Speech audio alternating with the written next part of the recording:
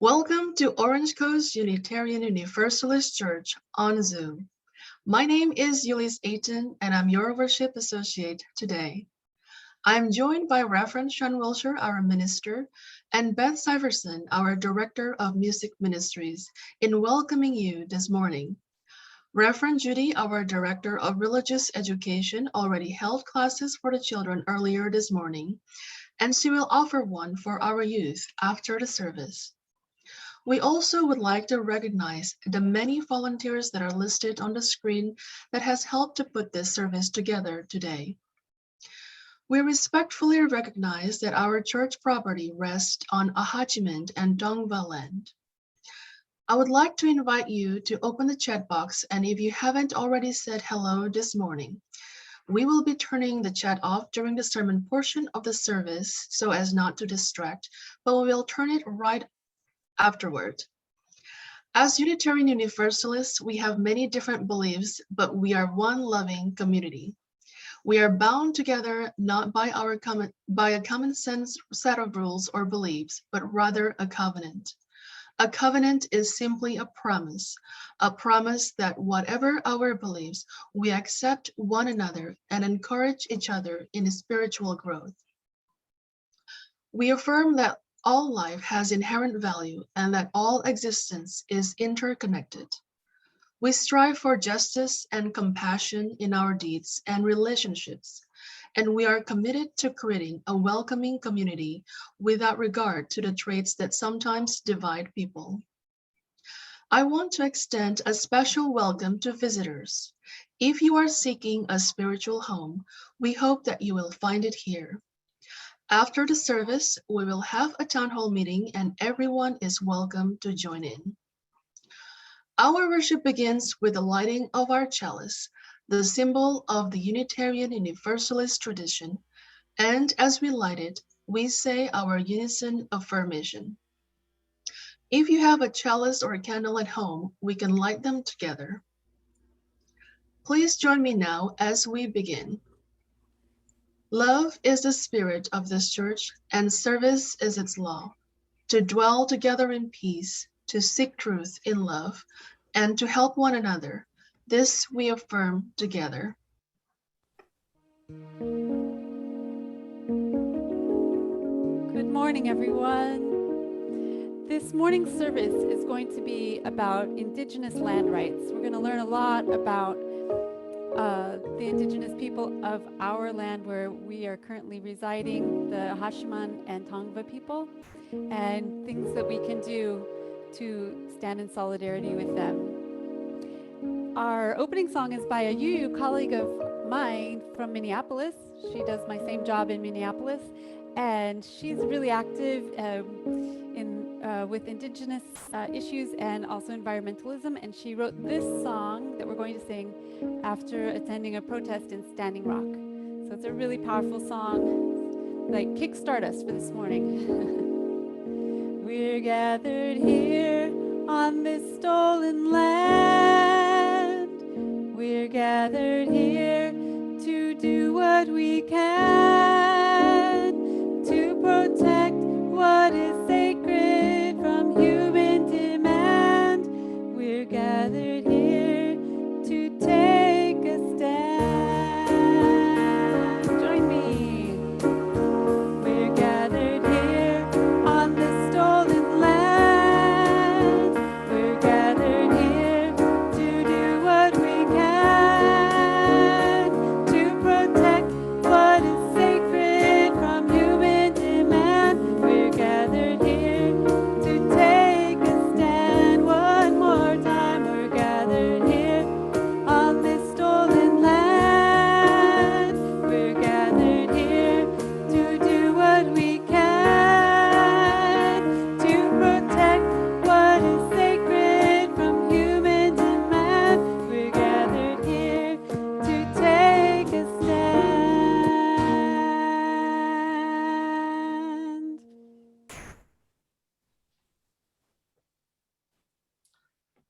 Our opening words this morning come from a book. It's called Lifting Hearts Off the Ground, Declaring Indigenous Rights in Poetry The book takes the United Nations Declaration of Indigenous Rights, which came out in about 2011, I want to say.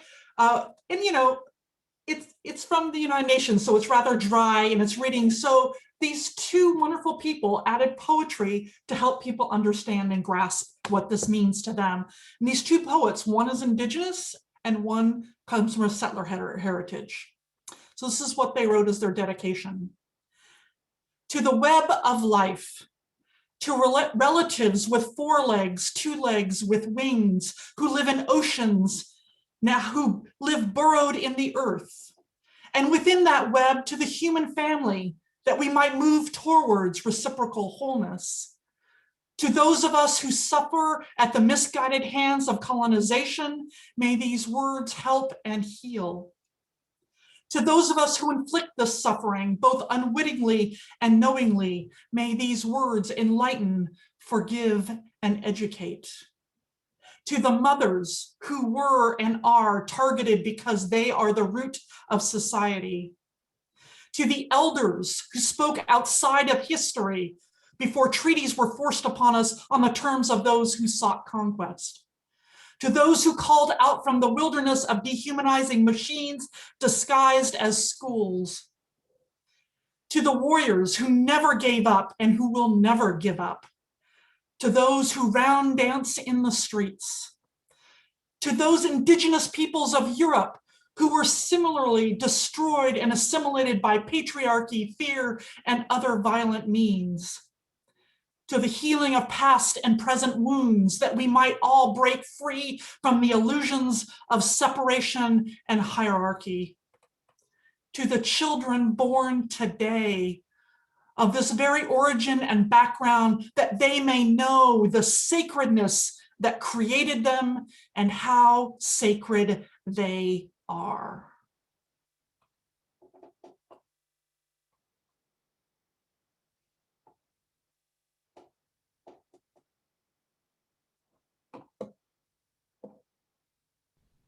All my relations come, every nation come, all my relations under the sun. We are one, we are praying come, we are praying come,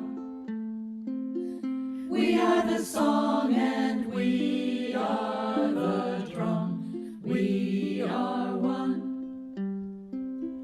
We are the river come, we are the river come, we are the boat, the paddle, the shore, we are one. Mini Wichoni sing, Mini Wichoni sing, Mini Wichoni water is life for everything. We are the water sing, we are the water sing, we are the water, we are where all life begins. We are the ancient ones, we are the ancient ones. In your breath and bones we sing on, we are one. We are the meadow come, we are the meadow come, we are the lark that sings a new day has begun. We are the new day, run, run, run. We are the new day, run, run, run. We are the old and we are the young. We are one. Mini Wichoni sing, Nakuye Moya.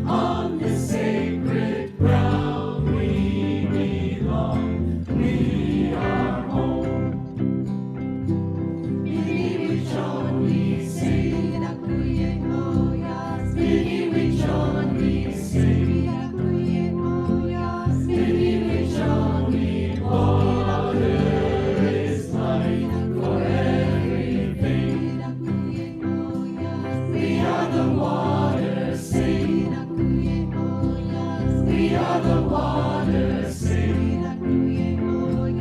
We are the water, we are where all life begins.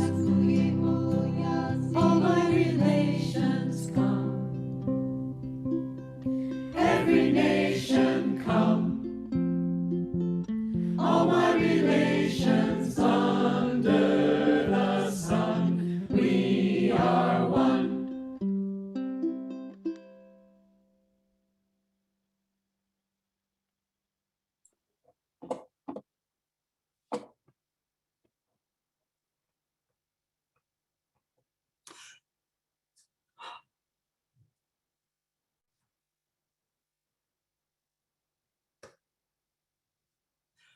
Our reading this morning comes from The Story of the Sacred Tree by Phil Lane Jr., who is of the Acjachemen, Dakota, and Chickasaw nations.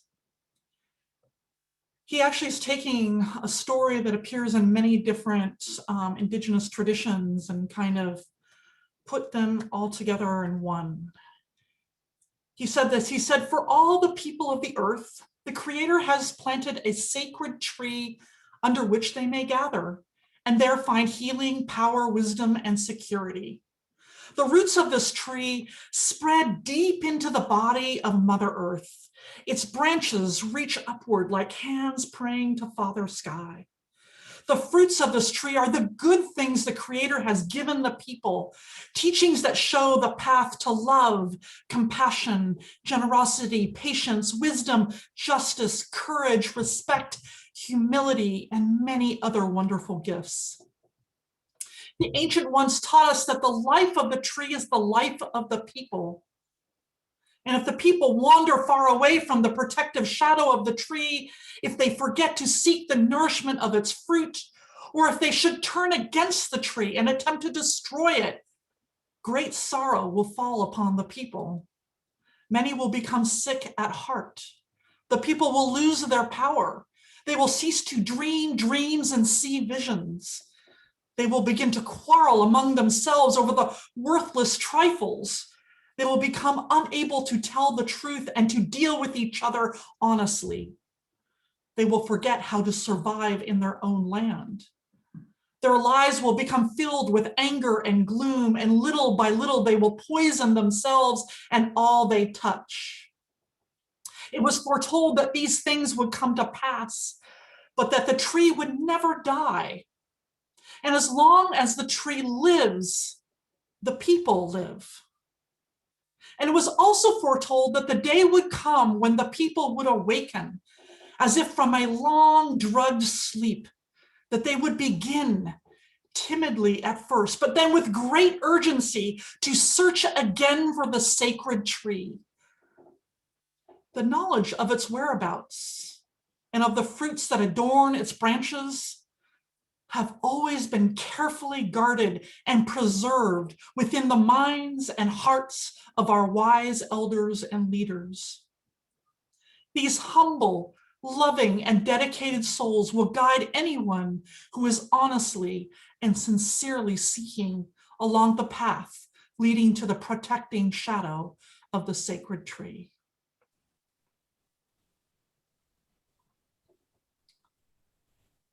So I invite you this morning to consider this story and how might you go about searching for the sacred tree. Please join me in a spirit of silence.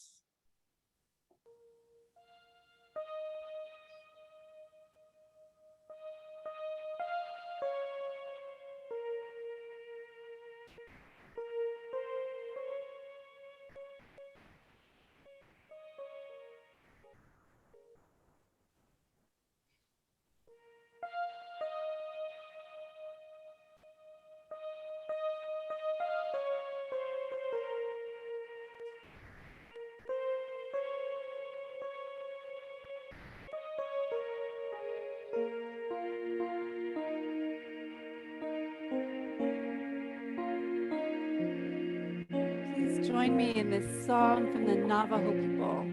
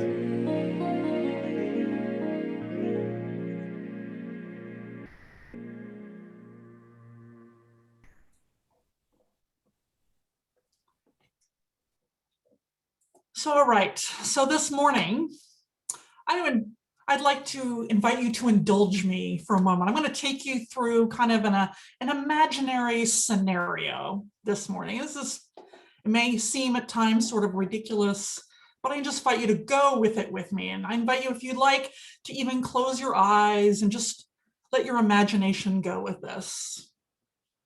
Put your imagination cap on, as it were. So imagine yourself, you're going about your daily life as normal. Maybe you're out walking the dog, grocery shopping. Maybe you're outside going to lunch on a work day, and it's a lovely day here in Orange County. When suddenly you're approached by someone who looks very similar to you, very, very similar. In fact, they're obviously, human like you are, only they have green skin. They seem to have come out of nowhere. Like, is this an alien? Well, you don't know. You think, wow, this is kind of cool. And, maybe you're just like, wow, maybe you go up and greet them and invite them out for a Starbucks and buy them a muffin. I mean, they seem nice enough. And everyone around you, everyone's amazed at these green aliens that have landed here somehow here in Orange County. One thing you notice is that they have technology you don't. It's kind of cool. They dress differently. They just have tools and things that are different. And you wonder, like, how does that work? They don't seem to understand how things work here. Like they walk down the middle of the street, for example. I mean, it seems sort of silly to you, but what are you going to do? They don't really speak much English. And they seem so excited to have, discovered Orange County in California, which is kind of amusing to you since you've been here for the longest time, but they've discovered you. And after a few weeks, you start to understand what some people are saying, what they're saying. You start building a bit of a relationship with them, and you get across that they want to build something here. They want to build something on that hill where Hoag Hospital is here in Newport Beach. And you tell them, oh, no, that's a place of healing. We need that. But instead, they just sort of, poo-poo. You don't know from healing. We know healing. We're more advanced than you. And then the next thing you know, they've rounded up you and your family and your friends forcibly, often at gunpoint, telling you that, well, they're just going to give you all sorts of great things like clothes and food. And, oh, by the way, their religion. And by the way, also, you're going to be building that new healing building of theirs. And then it gets worse. They feed you foods that you aren't used to. They stop making you speak English. We're even celebrating Christmas, no putting up the Christmas tree. They think it's bad. In fact, you can't celebrate any of your traditions. You're separated from your family. You cry yourself to sleep every night wondering how this all happened. And these aliens who call themselves Orions, they brought a terrible plague with them. It's worse than COVID. It wipes out like 80 to 90% of the people around you, your friends, your family. Your home is gone. You've never seen it anymore. You don't know what happened to Orange Coast UU Church or even the police or people you thought might save you. Other states can't help you. They've got their own Orions to deal with. And at this point, you're just trying to survive. Well, decades and generations pass, and the people of the original California are decimated. Many people, your descendants, tried to get away from these Orions, but they're either killed or starved. Some fight the Orions who just keep on coming in droves, but your descendants, they fight back with what they have, but the Orions have better weapons and greater numbers. And then, to make all this worse, these Orions sold this land to another race called the Boreans. Now, they're blue. They're not green, they're blue. But your descendants now have to learn yet another language and learn new laws. And just as your children's children are starting to maybe make their way into this new blue world, the blue people discovered something that was really precious to them. It's quartz crystals that grow deep in the mountain. They value them highly, though, and they want to round out any of the original Californians that were near where those crystal mines might be. Your descendants, your children of the Orange County people, are also taken away by the blue people as they don't think they have the ability to teach them, not properly. They're put in schools and taught to be servants of the blues, those Boreans. Your children, your grandchildren, and your great-grandchildren are never treated equally. In fact, the new blue leader of what was once California, now called Borea, gives a speech where he says that a war of extermination will continue to be waged between the races until the Californian race becomes extinct must be expected. While we cannot anticipate this result, but with painful regret, the inevitable destiny of the California race is beyond the power or wisdom of Boreans to avert. So now down through the ages, we Californians have survived the greens and then the blues. We had to hide our cultural heritage, but we're trying very hard to stick together to remember the wisdom we had before these greens and blues came.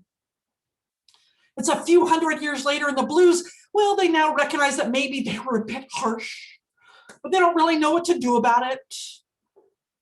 But you know what, if we, the descendants of the original ones taken, can prove that we were once of Orange County, California, well, then maybe they'll give us some money. Maybe we can get back some land and we can have our Starbucks again and practice Christmas. But it's the blues that get to tell us whether or not we're Orange County enough. And how do we prove something like that when we were forced for centuries to deny or hide our heritage, our lineage? And so we can't prove it, and our culture is on the verge of extinction.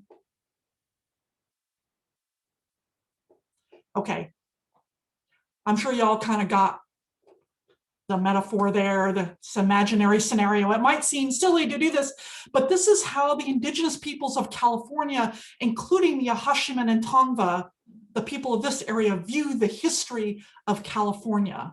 This is their lens. It's very different from the one that I was given growing up. One historian pointed out that we don't have a shared memory in this country. We don't have a shared memory in this country. For some like me, the memory and lived experience in the US and California is of discovery, expansion, exceptionalism, aren't we just so great, and opportunities. But for others, the memory and lived experience is of stolen land, broken treaties, slavery, Jim Crow laws, boarding schools, genocide, internment camps, segregation, families separated. And that quote that I gave you in that imaginary scenario, that was a quote from the first governor of California, Peter Burnett, admitting in this, he does this state of the state speech, right? Admitting that we stole the land from the natives, but he feels that he has to protect the real Californians. And he said this, he said that war of extermination will continue to be waged between the races until the Indian race becomes extinct, must be expected. While we cannot anticipate this result, but with painful regret, oh, the poor guy. The inevitable destiny of the Indian race is beyond the power or wisdom of humanity to avert. Notice that? Notice how they make white people are called human, unable, us poor souls, to avert the extinction of the human race, even though we're the ones doing the exterminating. It's beyond aggravating. And after all the horrors and indignities suffered by the native peoples of California, for the Acjachemen and Tongva, there's one more indignity. Because they don't have land, having never been forced onto a reservation, because of this, they have to apply to the US government in order to be considered Indian enough to be acknowledged as a tribe. And in order to be determined to be Indian enough, you have to show genealogical lineage from the time that the Spaniards first arrived and show that you've been a continuous community the entire time. The great irony being that their identities were often wiped out as they were forced into boarding schools, given different names, and then had to hide who they were from any US government official for the longest time. So of course, they have plenty of records to prove it, right? Sarcasm, if you didn't notice. If you think I'm getting upset, it's because I am. Every time I learn more about this history, I get more and more upset. And you know, in 1982, the Acjachemen applied for federal recognition, and I'm not kidding you, almost 30 years later, 30 years, they were denied. The Tongva also have been denied. They're not considered Indian enough. And it's not that anyone denies that the Acjachemen and Tongva lived here and that there are descendants or that we even stole their land. No one denies that. But still, they don't get any land or any money, any federal recognition. It's beyond aggravating. Do you know that since 1960, only 8% of the tribes that have applied for federal recognition have gotten it? 8%. And the US government makes it harder and harder because, of course, they have to give over money to support the tribes. And this prove you're Indian enough mentality has created hurt feelings within the tribe. One minute you're proudly identified as a Acjachemen or Tongva, and you grew up that way, you've been working hard to rebuild your community, you know who you are, but because you can't prove your lineage beyond a few generations, you're no longer considered on the rules of the tribe. You have to be wiped from the rules of the tribe. This process tears communities apart. It rips at the soul of the tribe and the soul of our nation. And how did we get this attitude, this we know better than you, white supremacy attitude that we can tell people who they are, that we can just come in and take over whatever we want? Well, it all begins with something called the doctrine of discovery. This took place in 1493 when Columbus came back from the Americas to legitimize what he did there. Pope Nicholas, right? So you got the Pope, right? He's kind of overseeing everything. He sets out the decree, well, he sets out everything in Europe at any rate. Pope Nicholas sets out this decree called the Doctrine of Discovery that basically said, based on the Bible and the Jewish claiming of the land of Canaan, that any Christian monarch has the right to claim any land from non-Christians. And moreover, it wasn't that you just couldn't just claim it. You had, like Joshua of Canaan, to actually occupy and subjugate it, to take it over from the natives. And this doctrine was applied throughout the Americas, Africa, and Asia. And so after the Revolutionary War, you think, well, we don't have a Christian monarchy. Well, after the Revolutionary War here in the US, the new government had to decide what to do. After all, they had the Indians going, okay, can we have some of our land back, and they weren't a monarchy. The doctrine was explicit that it was a Christian monarch's right to claim territory. So in 1823, the US Supreme Court under John Marshall ruled the discovery rights of European monarchs transferred to the US. Said the United States then have unequivocally acceded to that great and broad rule by which civilized inhabitants now hold this country. They hold and assert in themselves the title by which it was acquired. They maintain, as all others have maintained, that discovery gave an exclusive right to extinguish the Indian title of occupancy, either by purchase or conquest. This doctrine of discovery, this doctrine has been lurking, buried at the core of our country's DNA, rotting it. It is the attitude that has justified all of the atrocities our country has committed. Think about that. Every atrocity, slavery, doctrine of discovery. We'll just go take those people. Taking of the land from the natives, taking children from parents, internment camps, putting children in cages most recently.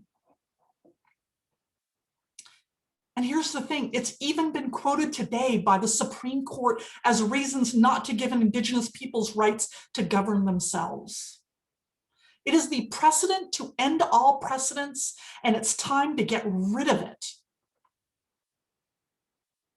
More and more Indigenous nations have had enough, and they're battling with everything they've got, which isn't a whole lot, but they're battling to change things, and they need allies.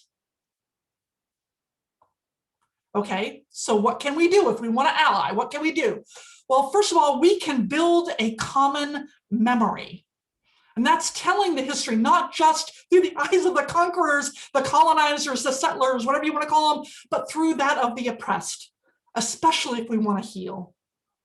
For Orange County, we can learn about our Acjachemen and Tongva siblings, more about and from them. And in fact, I'm trying really hard to get in touch with some of the elders to learn more. Matter of fact, next Sunday, coinciding with Earth Day, on April 18th, it's the 3rd annual Earth Day celebration at Ponte, the Acjachemen village. If you didn't know about it, the indigenous village of Ponte was an historical home of the Wanenu Acjachemen people and continues to be used as both a spiritual and ceremonial site. It's going to be at the San Mateo campground from 10 a.m. to 3 p.m. So I'm going there. So I hope that maybe you'll join me there and we can learn a lot more. And in fact, you already know somebody who's going to be there. Jackie Nunez, who's spoken here twice, will be actually one of the MCs at this, along with other Acjachemen leaders. So that's one thing we can do. We can just learn, just open our minds and learn to understand. The second thing we can do is we can ask what we can do to help. I do know that the Acjachemen in this area are fighting to preserve some sacred sites, and also the Tongva, including burial sites in Bolso Chica and around the Camp Pendleton areas. And we can help when needed. We can offer a place for them to meet, for example, use our church. We can make them a share the plate recipient. We can simply ask them, hey, what can we do to help? That's one of the things that really struck me when I was learning about the history of this area, how incredibly arrogant my ancestors have been in thinking that they know best, that they know better. The natives of this land have lived here in harmony with it, knowing how to farm, fish, plant in ways that were sustainable. They know how to do brush fires that return life to the soil but doesn't decimate life. We need to listen, not speak. We need to walk humbly, not arrogantly. We need to listen and learn, not preach and teach. And thirdly, we can speak out. You know, each week at this church, we respectfully recognize that our church property rests on Acjachemen and Tongva land. And that's a start to educate people. I didn't even know when I first came here 8 years ago who the peoples of this land were. And hopefully I can help people learn, but we need to know and learn and support more. And I plan on bringing in experts to talk about their history. But I also feel that as a white woman, as one of those settlers, colonizers, one of the ancestors of them, it's also my job to tell these stories and to not put the emotional burden on Native people to educate us. There's a lot of information out there. I've been watching YouTube videos all week long. We can make sure that we aren't stereotyping and calling out when representation of Native peoples needs to be in a given group or decision-making process. And I love that President Biden is modeling this with a new Secretary of the Interior, Deb Haaland of the Laguna Pueblo tribe in New Mexico. It's a start. And I noticed, I was reading a little bit about what she's been doing. And I noticed that one of the very first things she's been doing since she gained office was that she began immediately meeting with tribal elders from around the country. I'm excited for what she may accomplish in bringing about healing in our country. I think it's time that we all recognize that we are part of the problem, but also part of the solution, right? As Unitarian Universalists, our seventh principle asks us to respect the interdependent web of all existence. We cannot solve these problems by thinking ourselves separate from the land, separate from one another, separate from Acjachemen or Tongva. The solutions will only come about when we come together and listen. Listen to the elders, listen to those who hold the sacred tree inside and eat of their fruit. Our choir sang this morning this beautiful song, all my relations come, every nation come, all my relations under the sun, we are one. We need to think that way. This needs to get into our DNA and root out that doctrine of discovery. It's making us ill. You know, there's this movement among Native American tribes to live this out among all the tribes. And this movement is led by younger people like Lila June Johnston. You'll hear about her a little bit more. And elders like Phil Lane in the story that we told today. a movement to come together, all tribes, to fight for Indigenous rights, for all nations to rise. And here's the thing, it's all nations. Red, white, yellow, brown, black, all nations are called to rise up and to change this world. One of the most beautiful examples of this was Standing Rock, where people from all nations across the country, not just Indigenous, but all people in the US of all colors came. And this is what we need more of. It's time then. It's time for all nations to rise as one, to build not only a common memory, but a world where all are honored. And how about you? Will you rise up? May it be so. Let us sing.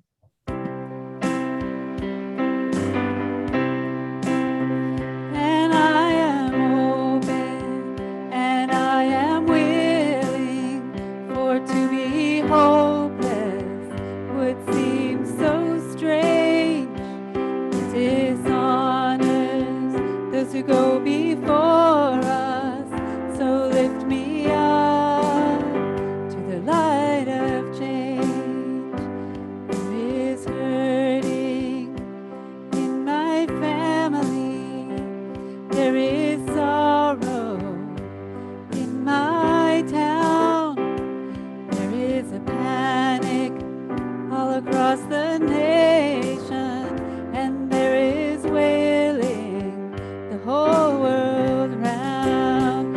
And I am open, and I am willing, for to be hopeless would seem so strange. It dishonors those who go before us, so lift me up to the light of change.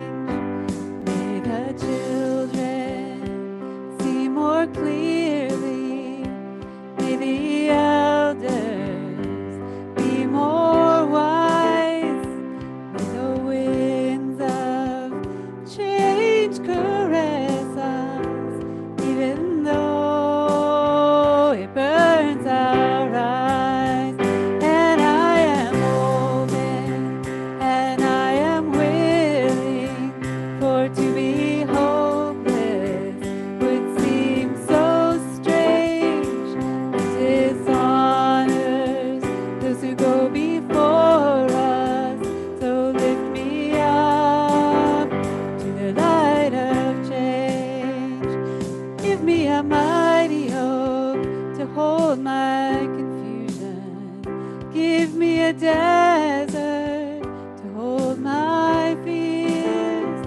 Give me a sunset to hold my wonder.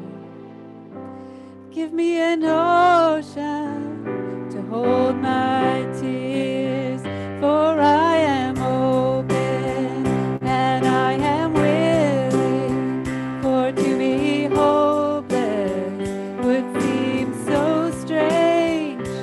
It dishonors those who go before us, so lift me up to the light of change. So lift me up to the light of change.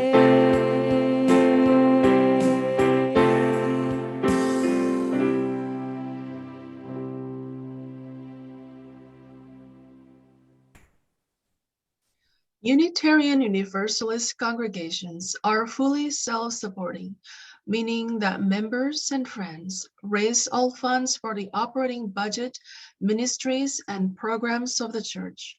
We are ever grateful for your gifts of time, treasure, and talent. OCUUC amplifies that spirit of generosity by sharing half of the plate we receive with an organization that shares our values. This month, we are supporting Unitarian Universalist Justice Ministry of California. Their mission is to advance justice in our state by cultivating and connecting leaders and communities, and by empowering the public voice of those who share UU values and principles. You can find more information through the blast. There are now 3 ways in which you can give online. The first is through our website, ocuuc.org. The second through an app called Give. You can download it on the App Store for your smartphone, and once set up, you can use it for any of your online giving, including your pledge. The third method is by texting 714-942-1131 and simply text to that number, and in the message, type the amount. As always, thank you for your generosity as the offering is given and received. Indigenous people, shine your light, we are equal. I remember the days when our prayers were illegal. I remember the days when being Indian was lethal. Yeah, we had a rough past, but get ready for the sequel. Get ready for the glorious comeback of our people. Oh yeah, rise up, all you warriors of love, all you answers to the prayers of our ancestors from above. I can feel it in my heart, can you feel it in your blood? I can hear the seventh fire calling us to wake up, wake up. All nations rise, rise up, 'cause now's your time. We don't have to hide anymore, 'cause now's the time. All nations rise, rise up, 'cause now's your time. We don't have to hide anymore, 'cause now's the time. With forgiveness as my bow and my prayers as my arrows, pull them back and let go. I watch them fly like sparrows. Have hope. Yeah, have hope. With compassion as my shield and faith down to my marrow, I will walk the pollen path even when it gets narrow. Yeah, yeah, I resurrect. Yes, you can bet that we seen the single mama raising children on the res. We seen domestic violence tear apart what we have left. We seen the alcohol take it all and leave us dead. We seen the children take their lives when they can't take the dread anymore. It's a war. Can't take the dread anymore. It's a war. No, we can't take the dread anymore. It's a war. No, we can't take the dread anymore. It's a war. Yeah. It's a war, but we've seen it all before. And now we know we can change it, 'cause that's why we were born. We know we are the ones that we have been waiting for.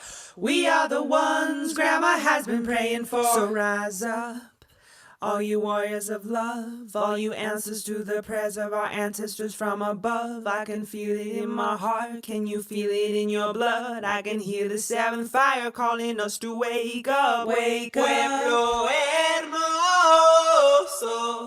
levántense, es nuestro tiempo.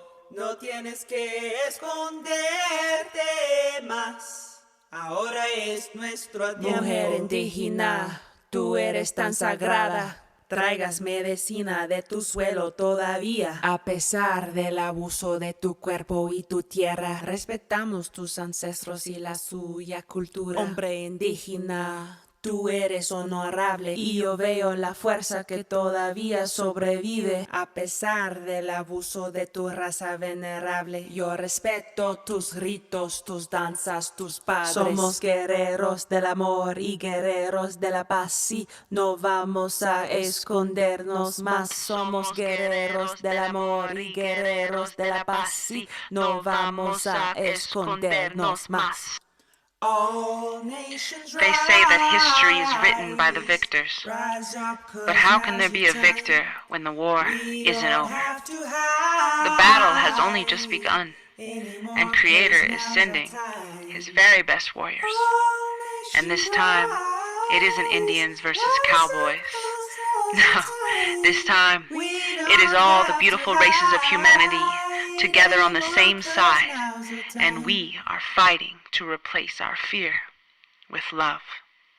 And this time bullets, arrows, and cannonballs won't save us. The only weapons that are useful in this battle are the weapons of truth, faith, and compassion.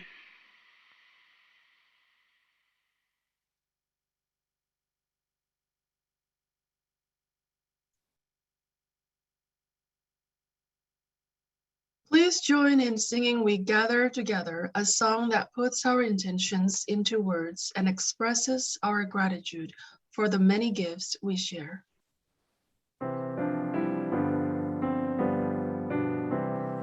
We gather together, we gather as one, for peace, love, and justice for everyone. We give from our hearts to show that we care. We can change lives with what we share.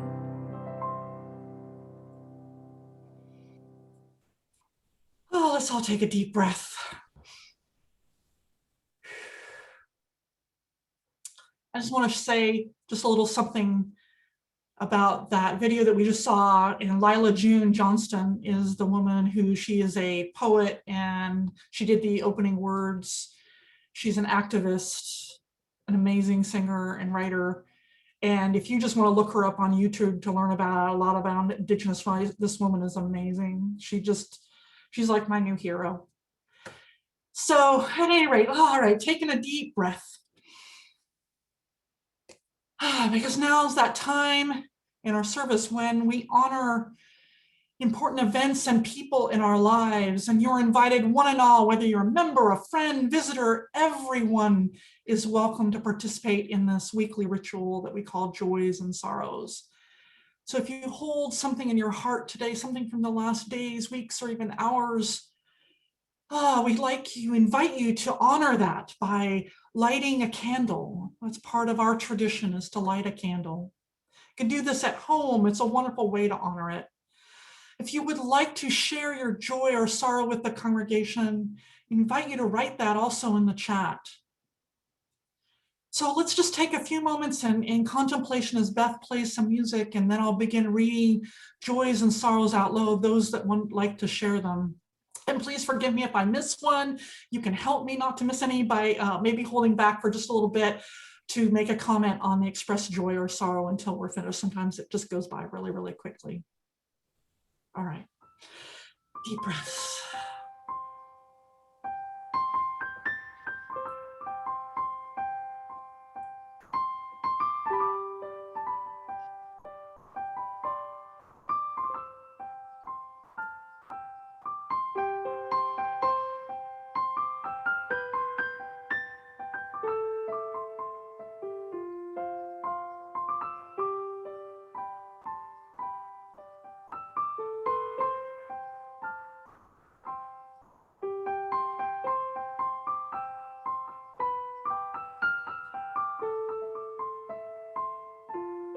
Amelia lets us know that it was her 60th birthday tomorrow. So happy birthday, Amelia. She says we're so grateful to have the community as her husband Aaron and I get older. We're glad you're a part of this community too. And Karen Magoon Pearson lets us know, sad, that her grandmother, Joyce Cochran, passed away on Tuesday at the age of 99. Wow, imagine all that she's lived through. Oh, our heart is with you, Karen. Maureen McConaughey has let everybody know a joy that her book, Finding Joy and Peace, is now available on Amazon. It's been published. Congratulations, Maureen.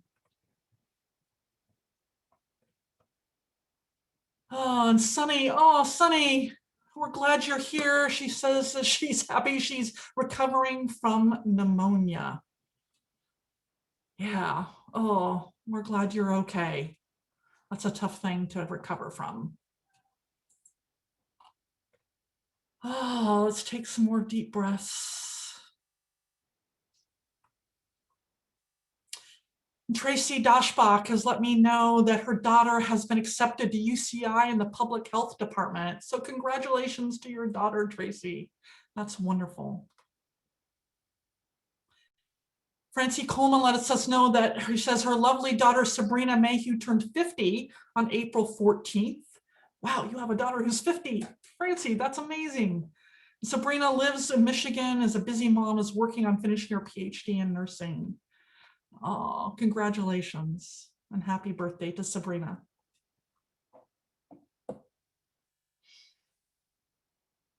Okay. Let us hold in love all the joys and celebrations and any hurts and sadness, whether they were spoken or silent. Let our joys remind us to be thankful. Our concerns remind us to hope, and our sorrows remind us to connect. And let all these moments, everything that we hear reminds us that this is part of life, that we're not alone in these. I invite you to join me in a spirit of prayer. The prayer is by Joy Harjo of the Muskogee Nation and also our US Poet Laureate. She wrote this: remember the earth whose skin you are. Red earth, black earth, yellow earth, white earth, brown earth, we are earth. Remember the plants, trees, animal life, who all have their tribes, their families, their histories too. Talk to them, listen to them. They are alive poems. Remember the wind. Remember her voice. She knows the origin of this universe.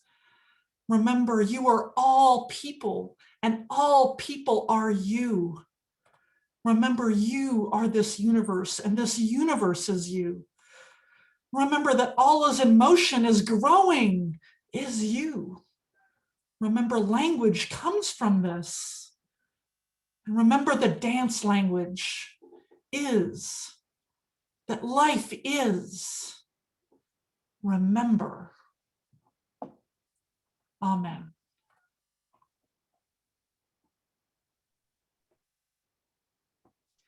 Let us join together as we extinguish the flame of our chalice and say together, we extinguish our chalice, but not the light of truth, the warmth of community, or the fire of commitment. These we carry in our hearts until we are together again. We are a congregation made up of people who all believe differently. And yet, when we gather together, virtually or otherwise, we make up one loving community. We need not think alike to love alike. If you'd like to know more about our church, including programming for our youth and children, please contact us at hello@ocuuc.org, and we will help you get connected. In addition, we invite you to sign up for our weekly email called The Blast at ocuuc.org. We want everyone to feel a part of this beloved community, so please reach out and we will help you get connected. After the benediction, normally we put people in breakout rooms. However, today we will have a short period of time where people can wave and say hello and welcome any visitors. And then at 11:45, we will have our town hall meeting to discuss our OCUUC reopening. Everyone is welcome to attend.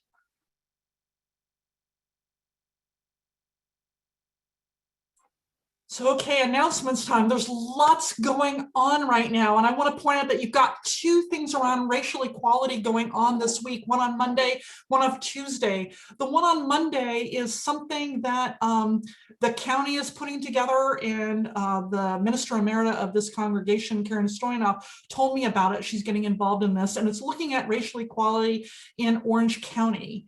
So it's kind of a larger group, and they're having a meeting. There's information is in the blast. And then the other one, what about anti-racism, is actually a church program here at the church that's being led by Nancy Lockery, a wonderful Nancy Lockery, and just a discussion about what can we as a congregation do around anti-racism. And so you're invited to both of those, and some people are going to both of those, and that information is in the blast. So I just want to point that out, the differences between the two of them. So absolutely wonderful, really glad people are coming up with all sorts of programs all of a sudden. It's awesome. I love it. So the other thing is, I want to point out also, I'm going to be kind of incognito next week. I'm going to, I have a conference for a good chunk of the week, and then I'm just going to take a few days off, but I will be checking emails because I can't help but do that. But if it's an emergency, I will, unless it's an emergency, I will respond the following week to emails. So just want to let you all know that. And of course, I'm around if you need me. It's any emergency, just call me. So let's see, the other thing I want to mention is that if you're interested in volunteering here, to please let me know or contact Karen at hello@ocuc.org. You're going to find out we have this town hall meeting afterwards, right? So we're going to start at 11:45. So just stay, you can just stay here. We're going to let down, you know, the slideshow and you can just stay here in it. And this is all around reopening and kind of what we're thinking, and it's kind of a moving target, and we ask for your patience, but you're going to hear a little bit about what we're thinking and what's going on. And you'll notice, because there's going to be a slide about it, that it's going to take a lot more volunteers to do hybrid services. And so if you're interested in volunteering, let me know. If you want to get involved in some shape or form, we've got lots of things for people to do. So please reach out to me or to Karen, and we will get you connected. So yeah, I think that's basically, we got a lot going on. So again, town hall meeting here at 11:45. Oh, one last thing, don't forget your pledge, right? You didn't forget, did you? You didn't, right? You're gonna get it, you get your nice little bag. I got my bag, I meant to show you. It's awesome. So please get your pledge in. Dawn and Sandy really don't want to have to make a ton of phone calls to remind people, so make it easy on them. They would greatly, greatly appreciate it. It's how we set our budget, and which we're going to be planning in the next few weeks. So thank you again. Let's see here. I think that's basically it. Let's join Beth in singing our benediction.